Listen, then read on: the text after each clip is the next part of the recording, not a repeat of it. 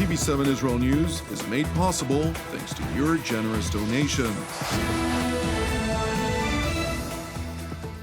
Shalom, good evening. This is TV7 Israel News broadcast to you from Jerusalem. And in today's top stories, Israel highlights that it is not deterred by Iranian threats of war in relation to its offshore gas fields in the eastern Mediterranean.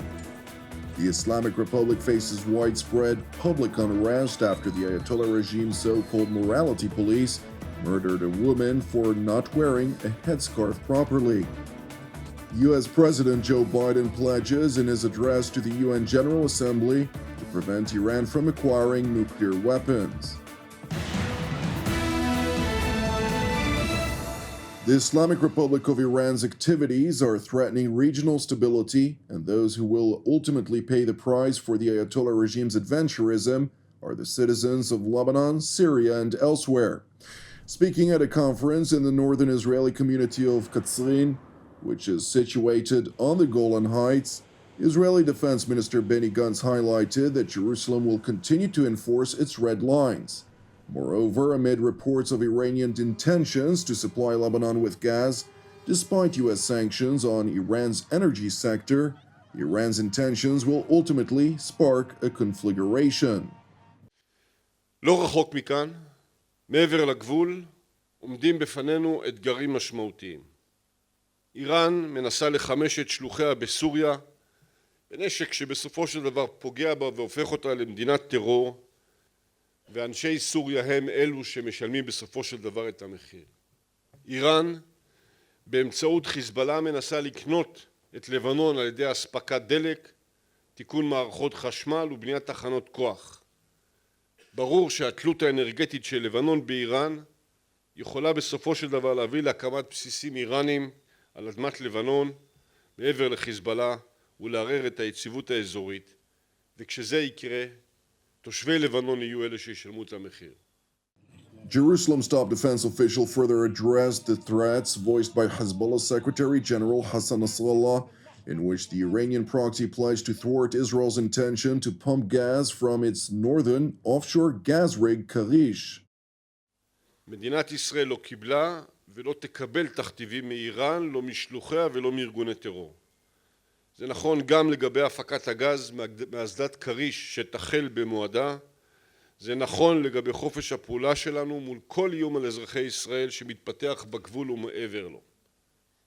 לצד זאת, כפי שעשינו לאורך השנים, נמשיך להושיט יד להסכמים שיסייעו לשגשוג האזור, כמו גם להציע סיוע הומניטרי ככל שנדרש לאזרחים מעבר לגבול. האזרחים אינם האויב שלנו, אלא ארגוני הטרור שפועלים בחסות משטרים קיצוניים ומולם נמשיך ונפעול. Earlier in New York City, Israeli Prime Minister Yair Lapid addressed a Friends of the IDF gala during which he highlighted that while the Jewish state faces many complex threats and challenges, it is confident in its qualitative edge. The state of Israel is a country that faces many complex threats. Iran's nuclear program, Hezbollah's precision-guided missiles from Lebanon, Hamas in Gaza, terrorists in Jenin, the terror axis trying to establish itself in Syria.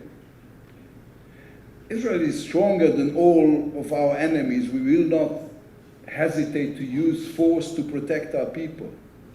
And our enemies should know that at any given moment we are stronger, more innovative, and far tougher than them. And our enemies should know one more thing. We have you, our brothers and sisters, our family. We stand up to them together, all the Jewish people, in Israel and across the world. The Israeli Prime Minister went on to highlight the unique relationship of the State of Israel and the United States of America, which is founded on bipartisan support and cannot be taken for granted. The United States has stood by our side from the very beginning, from its vote in the United Nations 75 years ago to Congress's vote on assistance for the Iron Dome a couple of months ago. at the Security Council, in our peace agreements with Egypt and Jordan, in the wars where Israel received diplomatic and military support from the United States. It stood by our side when President Trump signed the Abraham Accords and when President Biden signed the Jerusalem Declaration. This bipartisan friendship is one of the cornerstones of Israel's security. It is touching, and most importantly, it cannot be taken for granted. Meanwhile, U.S. President Joe Biden addressed the UN General Assembly last night, during which he seized the opportunity to highlight his administration's conviction that a so-called two-state solution to the Israel-Palestinian conflict is the best way to ensure the security of the Jewish state. The American head of state, who addressed the UNGA's plenum roughly 1 hour after his Iranian counterpart Ibrahim Raisi, also reiterated Washington's commitment not to allow Iran to acquire a nuclear weapon. While the United States is prepared for a mutual return to the Joint Comprehensive Plan of Action if Iran steps up to its obligations, the United States is clear. We will not allow Iran to acquire a nuclear weapon. I continue to believe that diplomacy is the best way to achieve this outcome. The non-proliferation regime is one of the greatest successes of this institution. We cannot let the world now slide backwards, nor can we turn a blind eye to the erosion of human rights. And today, we stand with the brave citizens and the brave women of Iran who right now are demonstrating to secure their basic rights.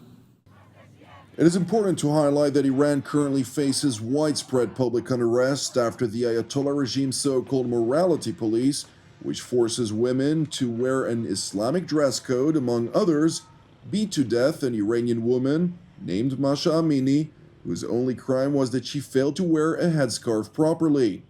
And while peaceful protests have already turned into deadly riots, with the regime's besieged forces making every effort to promptly subdue the Iranian people's outcry, the Islamic Republic's representatives to the United Nations have demanded of foreign governments that advocate for human rights not to meddle in Iran's internal affairs.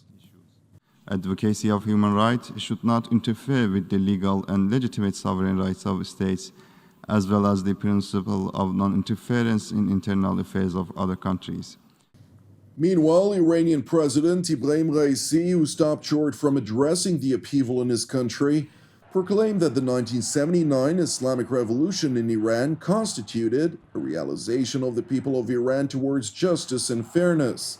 And while Tehran's expansionist policies have effectively brought a list of Mid-Eastern countries to the brink of economic and political collapse, President Raisi pointed a blaming finger toward Israel, insisting that Israel had effectively turned the Gaza Strip, which is ruled by Iranian-backed jihadist terror groups, into the world's biggest prison.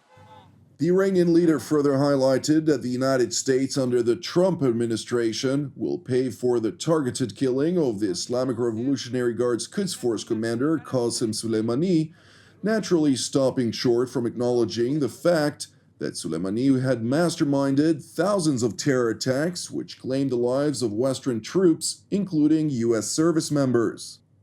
And while Raisi claimed his regime's intention to judicially prosecute those responsible for Soleimani's demise, he failed to mention the Islamic Republic's repeated failures to assassinate former U.S. National Security Advisor John Bolton and Secretary of State Mike Pompeo.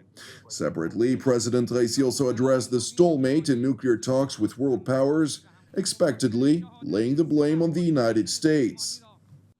جمهوری اسلامی با حسن نیت و با قصدی متین توافقنامه‌ای را در سال 2015 پذیرفت و در همان وهله اول تمام تعهدات خود را انجام داد.